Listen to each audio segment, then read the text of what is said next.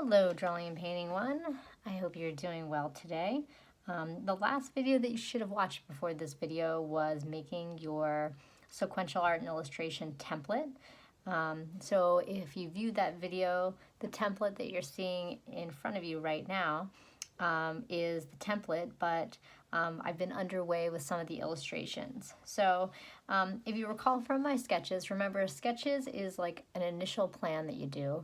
And but that doesn't say that once you draw your sketches that you shouldn't make any changes. So just for an example, I wanted to show you, here was the first sketch I did, and I called it More Than 6 Feet of Social Distance, and I had a little tape measure, and almost like similar to my Bitmoji that I have on my cell phone, I drew my little face. But then after I did it, I thought about it a little bit.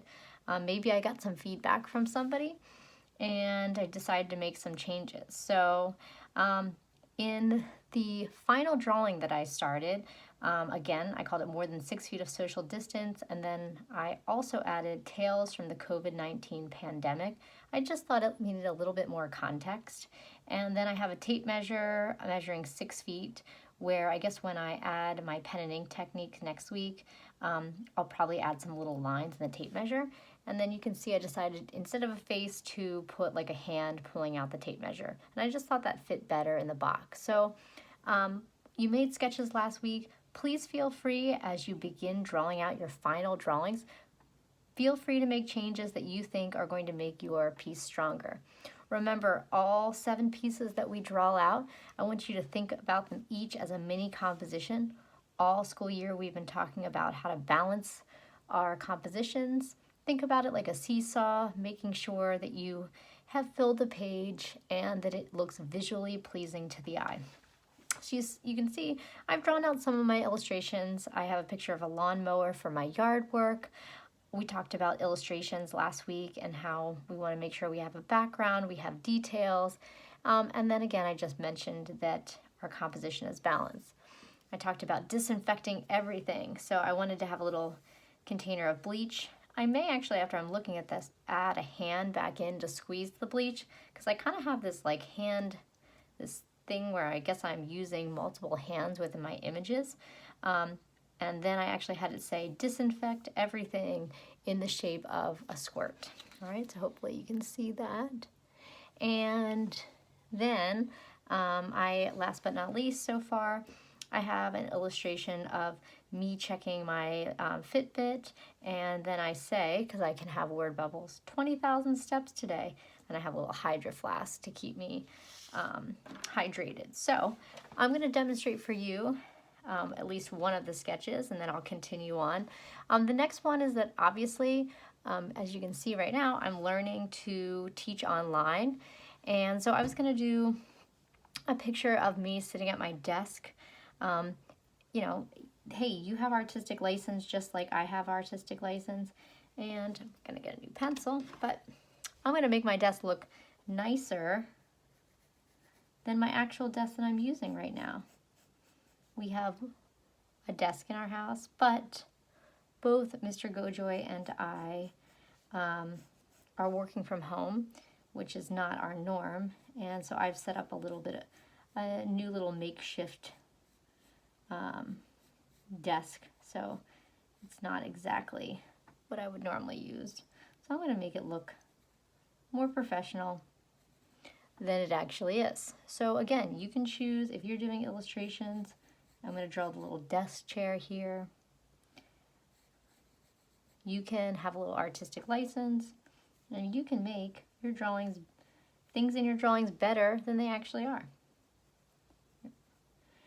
So as you're drawing, I would definitely recommend either if you're drawing things like in your house that you actually have used, if you're kind of referencing your own home, just like we do in class, you know, draw what's in front of you. So take your piece of paper and set it up almost like you're drawing a still life and begin drawing that way. If you're taking some artistic liberties, or, you know, for example, one of my illustrations was our family going to King's Gap. Well, I didn't take pictures while I was there, so now instead I'm going to Google some pictures of King's Gap. The other thing is that I want to draw pretty lightly. We talked about that in the last video. I'm drawing just a little heavier so that hopefully you can see my drawings. But you can draw lighter, and that way you can erase as often as you want. Here's the back of my chair. Now for right now, this week's goal is to draw out all of these illustrations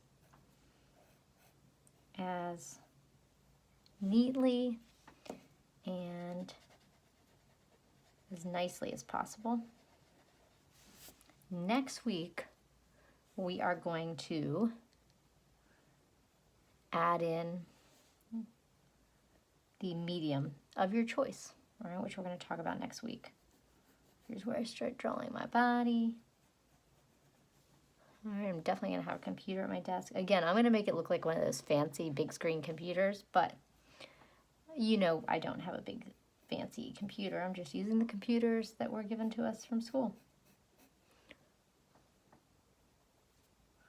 All right, so I'm not going to watch you draw out my whole drawing. I'm going to save you some time. But I think you get the idea. Don't forget, as we discussed last week, please don't hesitate to draw in word bubbles. Maybe I'll do one right now, or thought bubbles. This is going to be a thought bubble, or maybe like a thought cloud. So I'm going to make this look like a cloud. And got to think of something about online teaching. I might say something like, online teaching is not the same. I would much rather you be in front of me in class. But again, we're making this work. So goals for this next step. I want you to draw out your title and your 7 drawings. That's going to be 8 small drawings. That's the requirement for this week. And when you are all finished, you're going to take a picture and you're going to upload it. And then you should expect to hear some feedback sometime over the weekend after you turn them in, so that if you need to make any changes before you start your medium, that you're able to do that. I hope you have a great week. Don't hesitate to reach out if you have any questions, and hopefully I'll be seeing work soon.